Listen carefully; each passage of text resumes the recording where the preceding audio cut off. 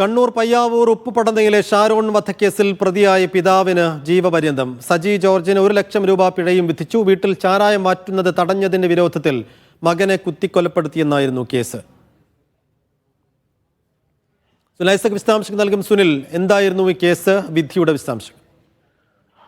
ആസിഫ് 18-കാരനായ മകൻ ഷാരോണിനെ വീടിന്റെ ഡൈനിങ് ഹാളിൽ വെച്ച് കുത്തിക്കൊലപ്പെടുത്തിയ കേസിലാണ് പിതാവ് സജി ജോർജിനെ ഇപ്പോൾ ജീവപര്യന്തം തടവും 1 ലക്ഷം രൂപ പിഴയും വിധിച്ചിരിക്കുന്നത്. തലശ്ശേരി സെഷൻസ് കോടതി 1 ജഡ്ജ് ഫിലിപ്പ് തോമസ് ആണ് ഇപ്പോൾ ശിക്ഷ വിധിച്ചിരിക്കുന്നത്.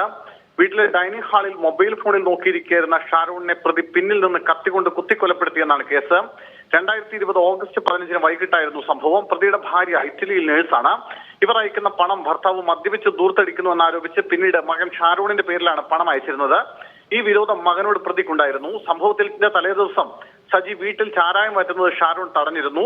ഈ വിരോധത്താൽ മകനെ കൊലപ്പെടുത്തിയെന്നാണ് കേസ്. കുത്തേറ്റ മകൻ നിലവിളിച്ചുകൊണ്ട് പുറത്തേക്ക് ഓടിയപ്പോൾ മകനെ രക്ഷപ്പെടുത്താൻ ശ്രമിക്കാതെ കുത്താൻ ഉപയോഗിച്ച കത്തി കഴുകിയ ശേഷം ബൈക്കിൽ കയറി സജി പുറത്തേക്ക് പോയി എന്നാണ് സാക്ഷിമൊഴി. ഷാരോണിനെ അയൽക്കാർ ആശുപത്രിയിൽ എത്തിച്ചെങ്കിലും മരിച്ചു. ഷാരോണിന്റെ സഹോദരൻ Charlotte, forensic surgeon doctor S Gopalakrishna Pillai, doctor Melba എന്നിവരുൾപ്പെടെ 31 സാക്ഷികളെ വിസ്തരിച്ചു. 7 തൊണ്ടിമുതലുകൾ ഹാജരാക്കിയിരുന്നു. എന്തായാലും ജാമ്യം കിട്ടാത്തതിനാൽ പ്രതി ഇപ്പോഴും ജയിലിൽ തന്നെ തുടരുകയാണ്. അതിനിടയിലാണ് ഇപ്പോൾ കേസിൽ ശിക്ഷാവിധി വന്നിരിക്കുന്നത്.